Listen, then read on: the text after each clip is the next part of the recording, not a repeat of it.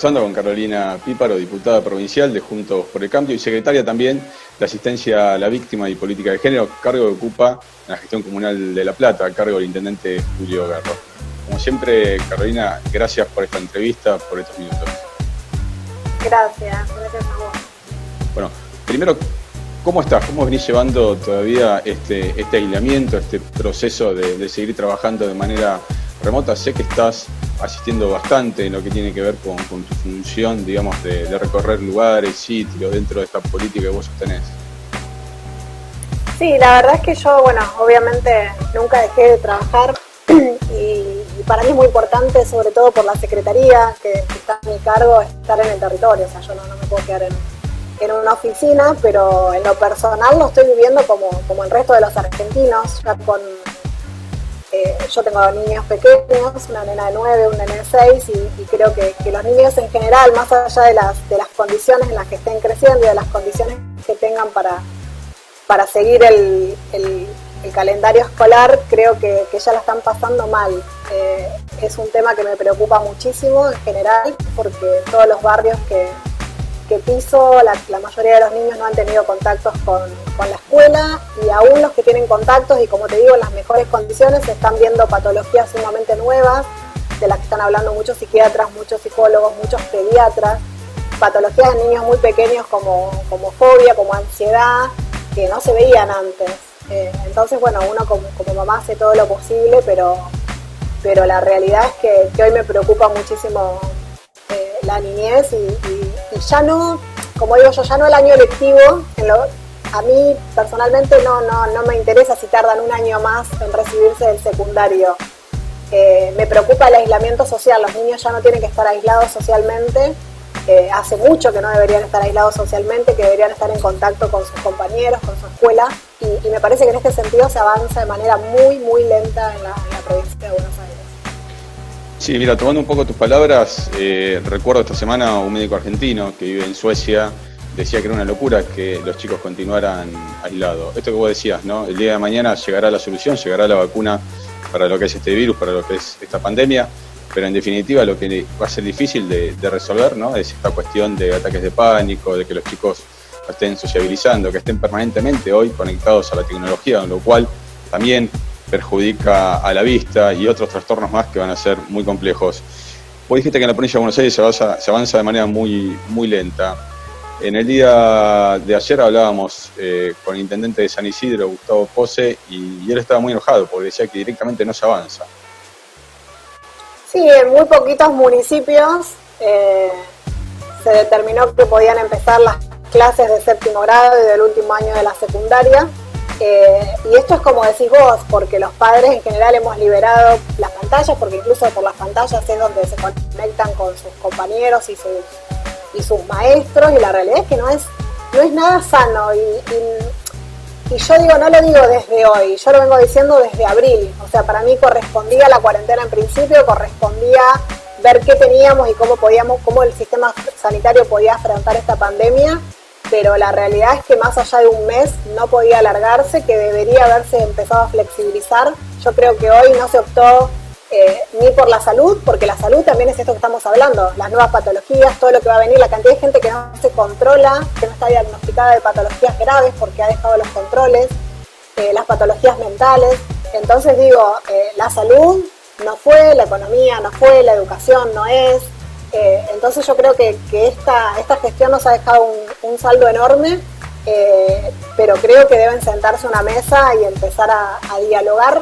No digo con la oposición, yo digo con la gente. O sea, no están cerca del argentino, de cómo está viviendo el argentino. Esa es mi sensación en general, y en este sentido sí se avanza muy poco. Creo que falta mucho contacto con la realidad, que se han aislado en sus propias teorías, en su ideología, y han dejado de escuchar, y eso me parece sumamente grave.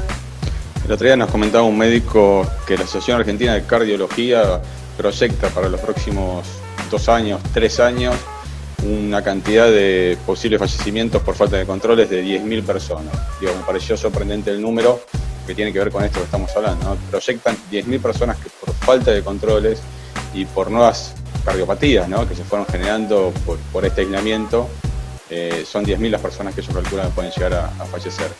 nos metemos, si querés, de lleno en lo que tiene que ver con la inseguridad. La verdad que los últimos 30 días venimos afrontando diferentes escenarios, desde el fallecimiento de Juan Pablo Roldán, aquel oficial de la montada que fue acuchillado por un hombre de 51 años que tenía problemas psiquiátricos, hasta estos dos últimos hechos sucedidos en estos 5 días, que tiene que ver con el fallecimiento primero de Diego Di Giacomo, de 29 años, que por defender a su mamá en una heladería en la localidad de Ramos Mejía fue brutalmente asesinado.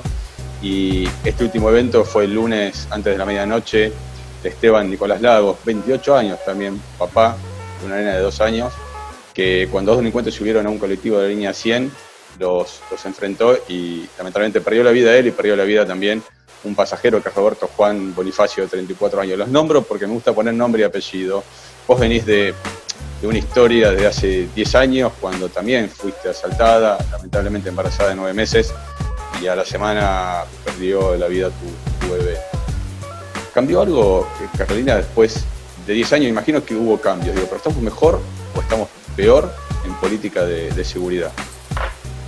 No, yo creo que claramente desde que este gobierno asumió estamos yendo peor.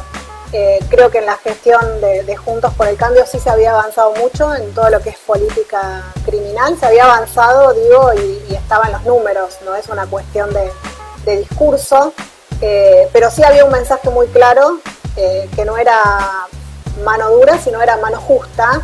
Había un gran respaldo a las fuerzas, que obviamente necesitan muchísimos recursos, necesitan muchísima capacitación, en eso estamos de acuerdo y tiene que ser constante.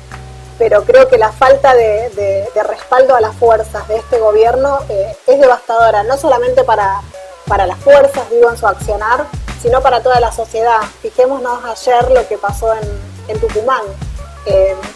Yo creo que el kirchnerismo en los últimos años del gobierno de Cristina Kirchner nos puso a debatir si lo que estaba mal estaba tan mal, y esta vuelta al gobierno creo que tiene un mensaje más claro aún, que van a apañar lo que está mal. O sea, yo digo, han pasado pocos meses, tienen tiempo, pero tienen que escuchar, porque la violencia crece.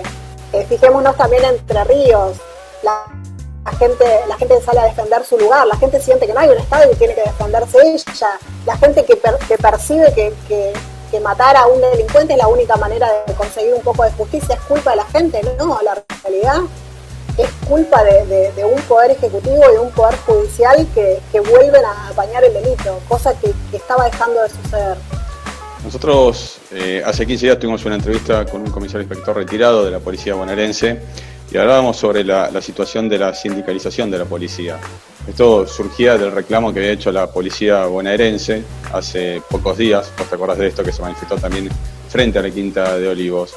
¿Entendés que es una situación positiva, que es realizable en Argentina que la policía pueda estar sindicalizada? Mira, para mí es un tema muy interesante para debatir, pero lo que yo por lo menos hubiera pretendido es que dentro de 90.000 efectivos encuentren un interlocutor. El gobierno no fue capaz de encontrar un interlocutor válido para escucharlos, porque la realidad es que el reclamo de la policía no fue ese día, no es que se les ocurrió ese día, el reclamo venía siendo sin escuchar desde por lo menos mayo, que acá en esta legislatura se presentaron proyectos para que se actualicen los salarios, para que se tenga en cuenta la situación de la policía, de cómo estaba poniendo el cuerpo la policía en esta pandemia, teniéndose que comprar sus propios elementos de protección. Entonces digo, más allá de la sindicalización, que es un debate que bueno, yo celebro todos los debates, hoy deberían estar encontrando con quién hablar. La verdad es que hay un ministro que está desconectado con la ministra, que tienen mensajes diferentes, un ministro que está diciendo yo no puedo, no tengo ni 4 cuatriciclos para un desalojo. Me parece que no, el debate está muy bien, pero antes tenemos que debatir cómo se van a ocupar de la seguridad y cómo van a respaldar a las fuerzas, más allá de sindicalizar, no sindicalizar, ellos las tienen que respaldar. Fíjate en el caso que vos nombrabas, ¿no? de Juan Pablo, o sea, la ministra sale a decir que bueno, que Juan Pablo debería haber llamado al SAME, casi como si hubiera tenido que hacer un diagnóstico psiquiátrico en un minuto.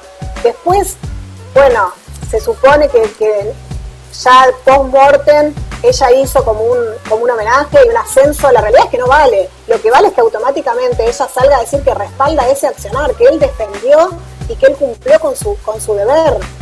Seguramente con falta de elementos, porque la verdad es que él reacciona, si vemos la imagen, reacciona más tardíamente, y yo creo que es lo que dice, si escuchamos a la esposa de él, era un tema hasta cotidiano, que debe ser cotidiano en la casa de cualquier hombre de la fuerza, si está respaldado o no para defender a la sociedad. Yo creo que hoy el debate tiene que pasar por ahí. ¿Cuánto van a respaldar a la fuerza, tanto la ministra como el ministro de la provincia? Me dejaste 2 o 3 temas que los tengo para tocar, pero que son muy profundos, porque el primero de ellos, en off, un alto jefe de la policía nos decía, ¿no?, fuera de los micrófonos, que el policía, cuando no está respaldado y cuando no tiene herramientas, no actúa, o actúa de manera incorrecta. Y él mismo me citaba 2 ejemplos que todos los recordamos, que es el caso de Chocobar y el caso también de otro policía más, que fue el que termina abatiendo, digamos, y perdiendo la vida el agresor con una patada que le pega por detrás, en la espalda, cae y muere. Los 2 casos los policías están procesados. Esto coincide con lo que vos me decís, con el hecho, digamos, de no tener un respaldo, de no tener una fuerza que es verticalista, como me decía este alto jefe de la policía, una fuerza que es vertical, donde no hay una clara línea de mando, donde el poder político no define, digamos, si respalda o no respalda, termina conduciendo, y esto es una pregunta que te hago, termina conduciendo al policía a equivocarse en el accionar, a tener miedo de intervenir, a disparar, a sacar el arma, a tomar una decisión. Que aparte te quiero comentar algo, analizando un poco la ecuación entre la delincuencia y las fuerzas de seguridad, esa ecuación tiene una clara ventaja a favor del delincuente, porque el delincuente entrena todos los días dispara. El delincuente muchas veces es protegido por la justicia, el policía muchas veces es procesado por la justicia. El delincuente no tiene dudas al momento de apretar un gatillo y disparar, vos lo sabes muy bien, y el policía tiene que estar fijándose y contemplando un montón de variables. Entonces, la ecuación es muy desigual y lamentablemente es a favor del delincuente. Es muy desigual porque ellos lo que están viendo hoy, por ejemplo, es el juicio de Chocobar, ¿no? Acusado por exceso en el uso de la fuerza. Entonces yo entiendo, yo también hablo mucho con muchos hombres de la fuerza y muchos dicen esto, a veces es lo justo y necesario. No solamente no se trata de no perder el laburo, se trata de terminar preso por haber hecho su labor, porque fijémonos cómo el presidente y el jefe de gabinete salen rápidamente. El ejemplo que le sale rápido es: nosotros no vamos a condecorar a Chocobar. La realidad, para mí sí habría que condecorarlo, sí habría que recibirlo en la Casa Rosada, y como siempre digo, busquen ejemplos para desvincularse, por ejemplo, de la policía de Tucumán, ¿no?, que asesinó a Luis Espinosa, que lo desapareció, que lo llevó a 100 kilómetros y lo tuvo que terminar encontrando su propia familia, asesinado por la policía. Yo digo, ahí tenés ejemplos de los que vos realmente tenés que salir automáticamente a desligarte como gobierno. Ahora, todo el tiempo traer el ejemplo de Chocobar, ¿qué mensaje le deja a la fuerza? Porque no nos olvidemos que Chocobar y el delincuente que termina muerto vienen casi del mismo lugar, vienen de la misma provincia, vivían en el mismo barrio. Entonces pareciera que da lo mismo hacer las cosas bien que mal. Esta persona había apuñalado 10 veces a alguien. ¿Quién le decía a Chocobar que no era más un peligro? ¿Cómo sabemos que no era más un peligro? Las pericias demuestran que él dispara al piso, no dispara a la espalda. Entonces, si hay un gobierno que pone de ejemplo, como mal ejemplo de la policía, a Chocobar, y no es el mensaje para respaldar a las fuerzas, justamente es exactamente lo contrario, parecería lo que busca. Pero bueno, después terminamos viendo escenas de violencia, ¿no?, como las que vimos ayer. Esto es lo que a veces digo, uno con esta ideología antifuerza que tiene el gobierno, termina como de no... Por eso digo que siempre son interesantes los debates y escuchar, porque terminan no viendo la otra realidad, que la gente sienta que tiene que defenderse sola. Es terrible. A mí me llamó la atención algo que vos dijiste también y que lo estuve analizando en estos últimos días, que es los policías caídos no siempre fueron condecorados o tuvieron un cortejo de honor. Muchas veces hay muchísimos policías caídos que tienen su sepelio normal, si querés, pero en este último tiempo, en los últimos 30 días, fíjate que todos los casos fueron condecorados. Comentabas vos recién, le aumentaban la jerarquía al policía caído, fallecido, para que su familia pueda cobrar una pensión más alta.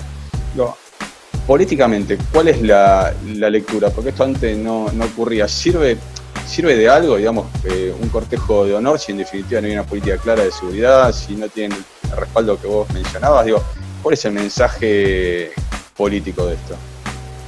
El mensaje no es claro, porque es como te decía, la ministra, bueno, le da un ascenso después de muerto a Juan Pablo.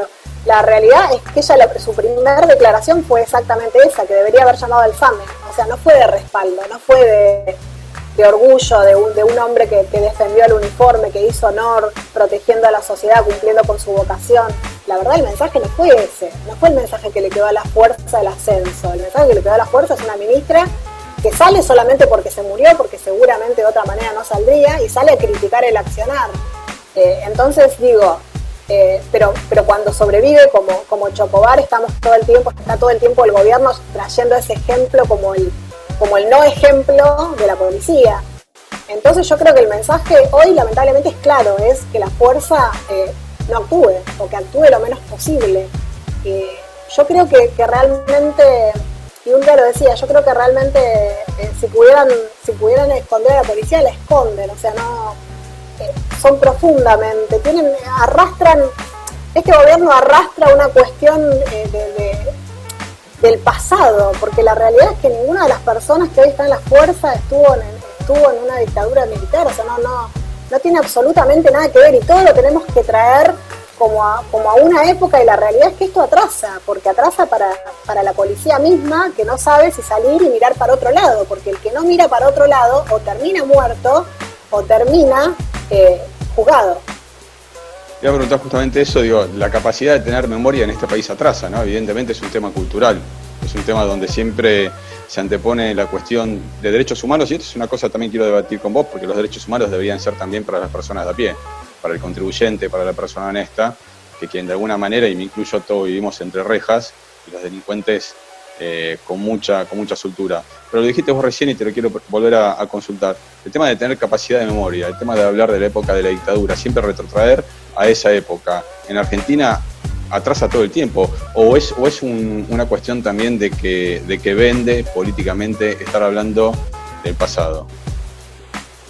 No, pero está muy bien honrar la historia. Yo lo que digo es que no podemos relacionar esas fuerzas con las fuerzas actuales, porque no tendría nada que ver, porque directamente no podrían conducirlas. O sea, es una fuerza que realmente a la que tienen que mirar como una fuerza absolutamente vulnerable, como decimos, o terminan muertos o terminan juzgados.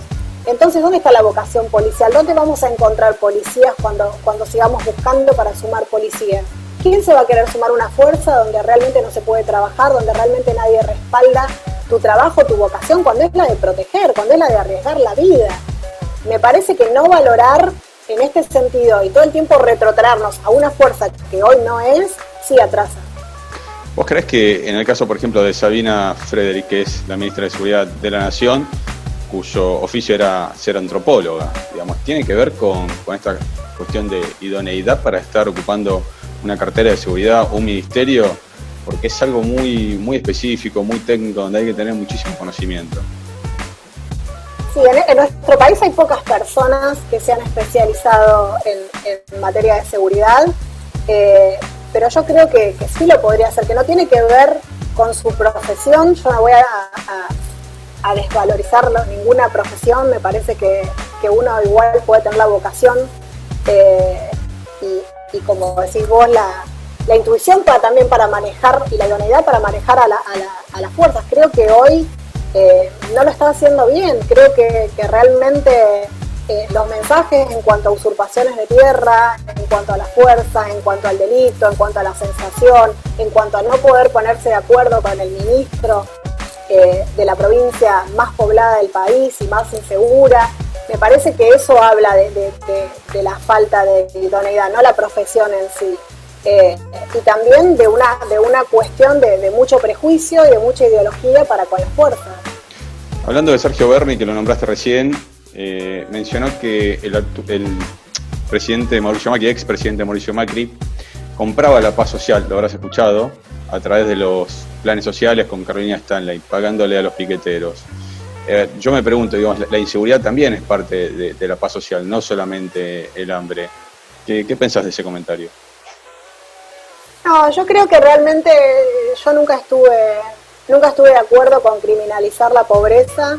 Imaginemos, como vos decías al principio, la pobreza después de esta gestión de la pandemia se ha profundizado y de ninguna manera podemos hablar de la misma cantidad de pobres que de delincuentes. No estoy de acuerdo, sí me parece que hay contextos que favorecen que crecer en ámbitos de violencia favorece a la delincuencia, y me parece que eso sí lo tenemos que tratar, que tiene que haber mesas de diálogo, mesas de trabajo, porque en eso estamos de acuerdo todos, pero no me parece criminalizar la pobreza. O sea, uno no podría caminar por Argentina si esto fuera así, no es así de ninguna manera. Yo digo, muchos factores que pueden llevar a delinquir y podemos comprenderlo sociológicamente, pero no podemos nunca justificarlo. Acá lo que se hace es llevar a una situación, este gobierno en particular, como ya lo venía haciendo en la gestión anterior, es llevar al delincuente a una situación de víctima. La víctima queda absolutamente desdibujada de todo el sistema penal. La única persona que no eligió estar parecería que no existe, que la única víctima o que la víctima es el victimario. Entonces esta es la confusión. Yo creo que la persona tiene que hacerse responsable por sus actos y creo que la víctima es la víctima y el delincuente es el delincuente. Y esta es la diferencia, y no tiene que ver ni con penas más duras ni con mano dura. Tiene que ver, como decía al principio, con ser justos, con marcar lo que está bien y con no ponernos a debatir si está tan mal o está tan bien matar. Estamos llegando a fin de año, vos nombrabas recién y vamos a meternos en la parte de contexto social. Mencionabas justamente lo que deja la pandemia o lo que estamos empezando a notar que deja la pandemia. Yo creo que todos podíamos proyectar, pero nadie imaginarse concretamente qué iba a pasar. Y tenemos un nivel de pobreza muy muy fuerte, están los datos oficiales del INDEC. Recordemos que cada fin de año siempre se habla de planes sociales, de poder dar algún tipo de ayuda para aquellas personas más informales, más vulnerables y demás. ¿Crees que hay una situación claramente mucho más sensible y hasta te diría yo, quizás un poco más riesgosa en este momento por los niveles de pobreza que hay, llegado a fin de año? Digamos, ¿el termómetro está más alto? Yo creo que desde el principio, como decía, no fue la salud y tampoco fue la economía. O sea, hay más de 1 millón de puestos formales de trabajo perdidos, mucha gente por debajo de la línea de pobreza, que no estaba debajo de la línea de pobreza. Creo que realmente el gobierno tiene que establecer un plan claro, porque la realidad es que emitiendo como se está emitiendo, tiene un fin. ¿Y cuál es el fin? Entonces digo, hay una población enorme que sí hay que sostener, pero se tendría que haber vuelto hace muchísimo tiempo a trabajar, y esto cada vez yo lo veo más retrasado en vez de más avanzado. No veo mensajes claros. Yo creo que hoy le preguntás a cualquiera si puede salir o no puede salir, ya no tiene nadie claro qué es lo que se puede hacer, lo que no se puede hacer, y mucha gente se ha manejado obviamente casi clandestinamente para salir a buscar una changa, algo que le permita vivir, porque realmente no alcanza por más planes sociales, por más IFE. Entonces tiene que haber un plan serio para retomar la senda que habíamos empezado, de relacionarnos con el mundo, de buscar inversiones. Todo eso no se puede dejar atrás, porque realmente ¿a dónde nos están llevando? Eso es lo que pienso. Yo quiero creer que se está empezando a escuchar. Hay muchos reclamos, no tiene que ver con una marcha de la oposición, tiene que ver con muchas personas que están de acuerdo y no están de acuerdo tal vez en lo político, pero sí están de acuerdo que por este camino no estamos yendo a lugares peligrosos en todos los sentidos, en lo económico, en la violencia, porque no hay un plan claro. Creo que hoy tienen que salir, como salían en principio de la pandemia, tienen que salir a explicar cuál va a ser el plan para los argentinos, porque la verdad es que nunca he visto en la calle tanta incertidumbre como la de hoy. ¿Hay un plan para vos? Tiene que haberlo. Yo tengo que creer en que alguien tiene que estar pensando en cómo va a quedar esta situación, en cómo se va a hacer. Sí, este gobierno es muy cerrado. En la provincia, por ejemplo, es muy difícil trabajar conjuntamente en proyectos, y eso me parece fundamental, porque esa es la democracia, porque Juntos por el Cambio representa un 41% de la sociedad, y creo que a través de los consensos solamente se logran políticas serias y esto de estar cerrados al diálogo creo que no ayuda a nadie, pero sí quiero creer que hay alguien pensando que esto así no va más, que no va para ningún lado, ni siquiera es que no va para ningún lado, va para lugares tristes, peligrosos, angustiantes y de mucha incertidumbre. Carolina, ¿cómo te imaginás si esta pandemia le hubiera atravesado el gobierno de Mauricio Macri? ¿Cómo te imaginás o cuáles serían para vos las principales diferencias en la gestión de la pandemia?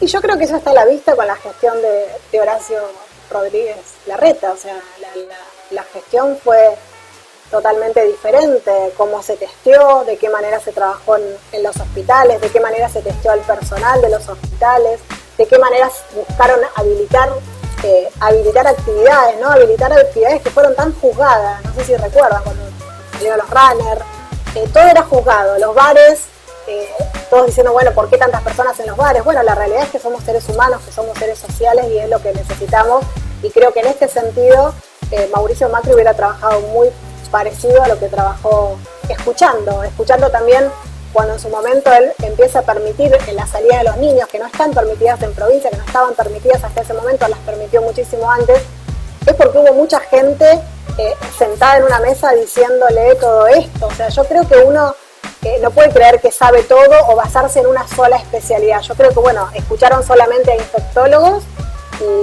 y en realidad no se tuvieron en cuenta un montón de factores que sí se tuvieron en cuenta en Capital, donde a mis amigas, por ejemplo, en un edificio le toca a 3 personas, a una de ellas le tocó 2 veces el testeo. Eso en la provincia no se hace, y no creo que nunca fue la línea del presidente ni de ninguna de las provincias gobernadas por el kirchnerismo. Yo creo que ahí se ve la diferencia entre Capital y el resto del país. Te mostraste muy crítica en la forma en que el gobierno resolvió, hablando hace un ratito me dijiste todavía no está resuelto, la toma de tierras en Guernica. ¿Cuál es la posición de Juntos por el Cambio? La posición de Juntos por el Cambio es clara, o sea, la propiedad privada debe respetarse. Me parece tan obvia la posición, o sea, la posición es la del Código Penal, la usurpación es un delito. Y yo ayer escuchaba justamente al ministro Meoni con el mismo discurso del presidente y con el mismo discurso de hace una semana Estela de Carlotto. Bueno, tampoco podemos sacar a la gente a las patadas, a los palos. O sea, yo escucho extremos. ¿Quién habló de sacar a las patadas?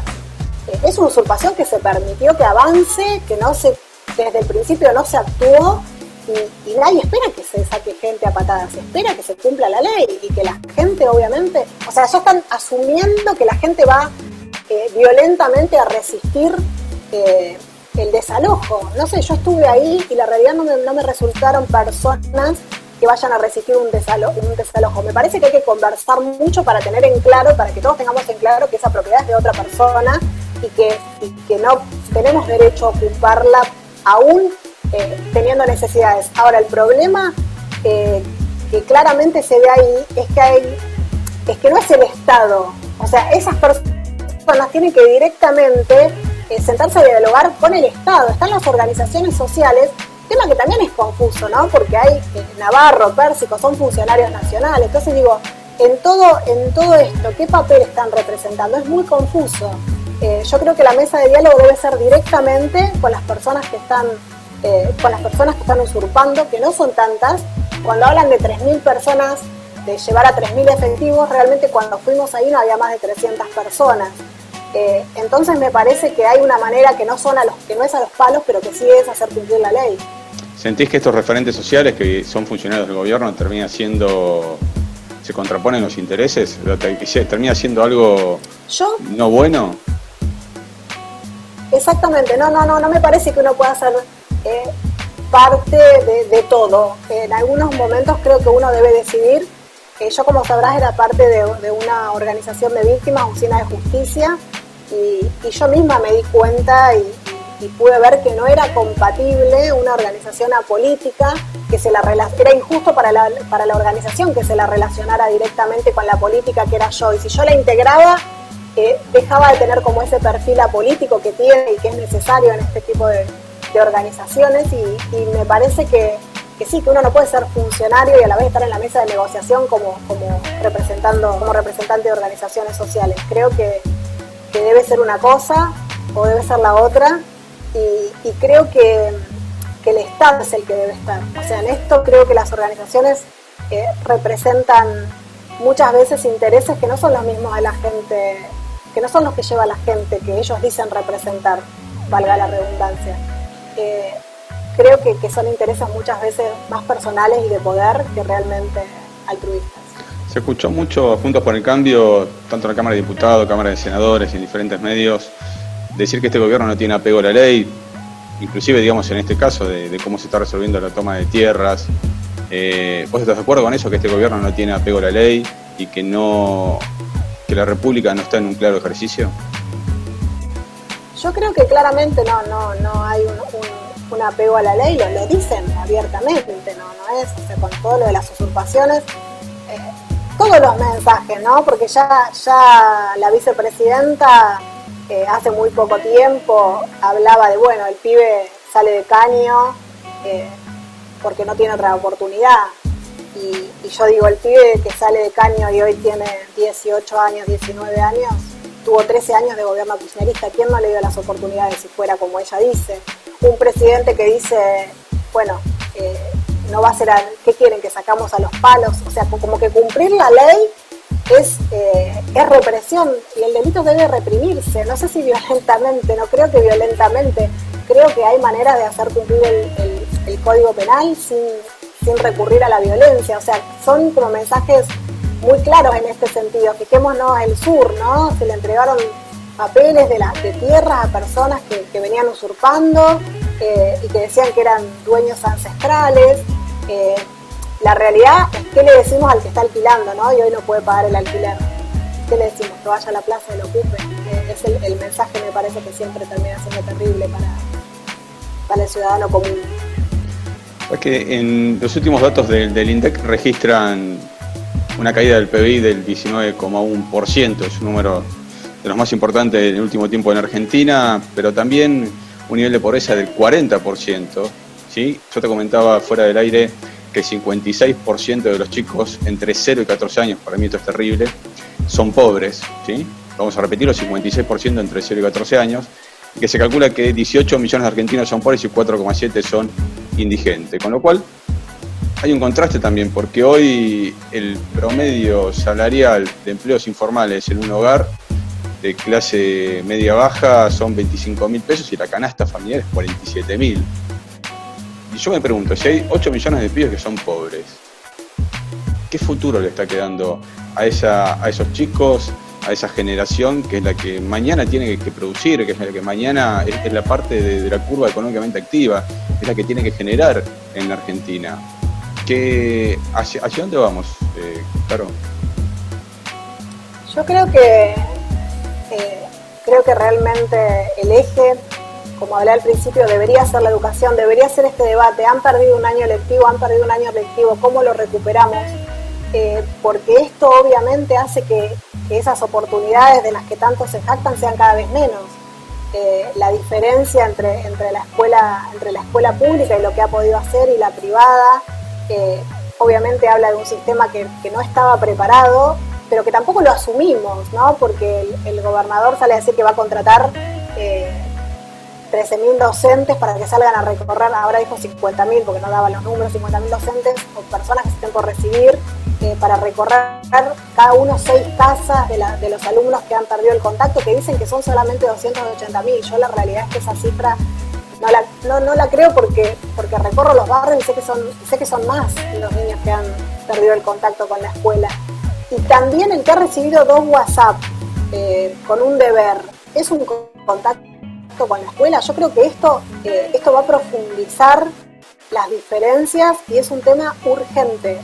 O sea, yo creo que todos los recursos, la mayor parte de los recursos debe estar destinada justamente a la educación, que es una parte que ellos creo que no han podido ni siquiera acordar. La vuelta a clases, no va a ser fácil acordar la vuelta a clases con los sindicatos docentes, y esto hay que asumirlo, y ahí tenemos que estar de acuerdo todos en que es urgente, en que debería ser un servicio esencial, en que hay muchísima gente que hace un esfuerzo enorme por pagar un colegio parroquial, un colegio privado, porque necesita ir a trabajar y necesita que su hijo tenga educación todos los días, cosa que no ocurre en la escuela pública. Entonces, todas estas cuestiones me parece que merecen un plan que no va a ser de 4 años ni de 8, un plan que se tiene que llevar adelante y con el acuerdo de todos durante mucho tiempo. Creo que tenemos que fortalecer la educación, tal cual decís, porque no hay otro camino sino para eso. ¿Cómo está la oposición? ¿Cómo ves a la oposición? Mucho se habló en este último tiempo de la reaparición del expresidente Mauricio Macri. ¿Es oportuna los dichos de Mauricio Macri? ¿Hay un claro enfrentamiento o no con Rogelio Frigerio, Emilio Monzó, el ala, si querés, más peronista de Juntos por el Cambio? No, yo creo que Mauricio salió obviamente a hacer una evaluación de su gestión y una evaluación de la realidad, y creo que como expresidente, como cualquiera, tiene el derecho a expresarse y a decir lo que piensa y las preocupaciones y en lo que el espacio se ha equivocado.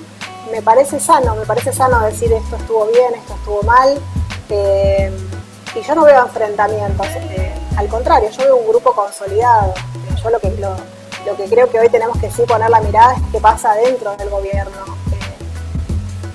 ¿Qué piensa Sergio Massa, ¿no? de todo esto? Sergio Massa, que estaba mucho más cerca de leyes que proponíamos desde Juntos por el Cambio, como la ley de víctimas, como un nuevo código penal que propuso él.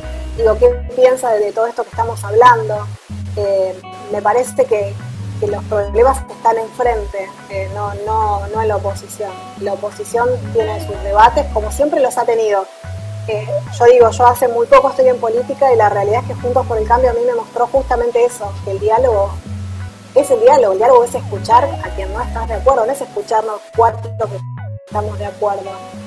Yo los primeros acercamientos que tuve con el Ministerio de Justicia por la ley de víctimas, realmente eran mesas donde estábamos las organizaciones de víctimas, las organizaciones de derechos humanos, la justicia, el Poder Ejecutivo.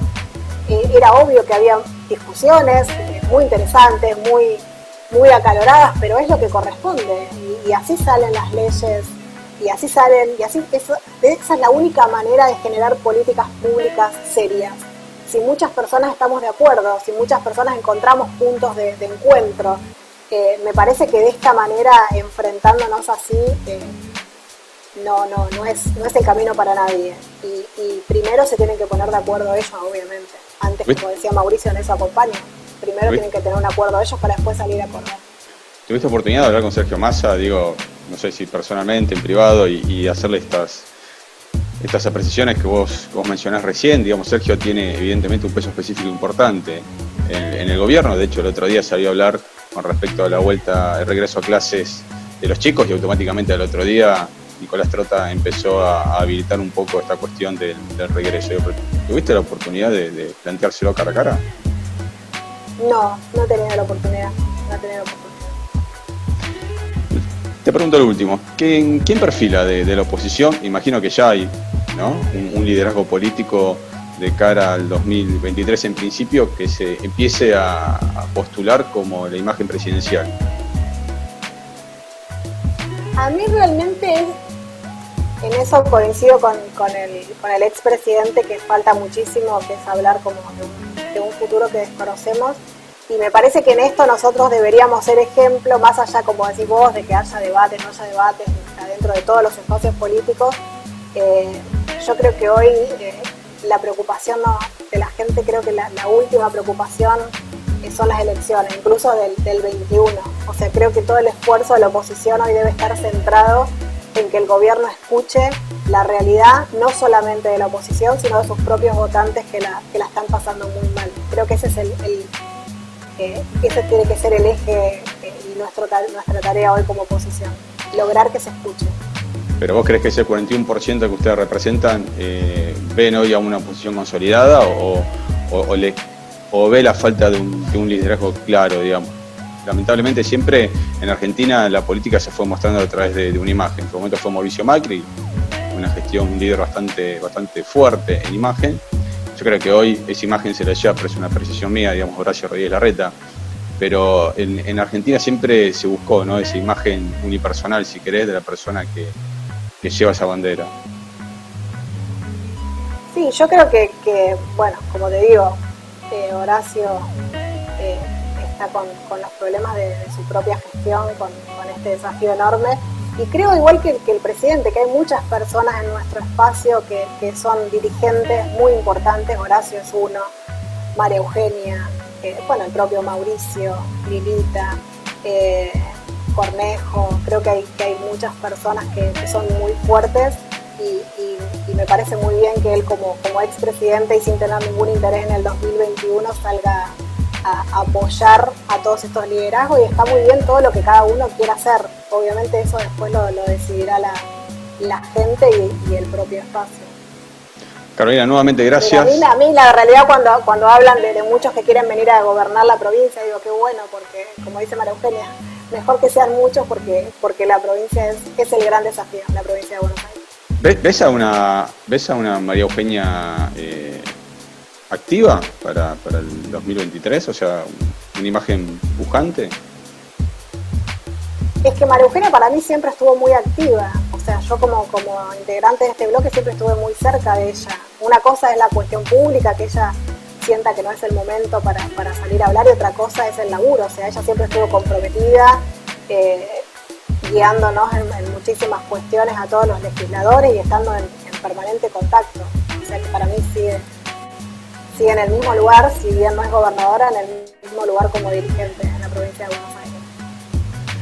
Carolina, te decía, gracias como siempre por esta amabilidad, por recibirnos, por esta entrevista, y te dejo los últimos segundos, si querés, para hablarle a nuestra audiencia.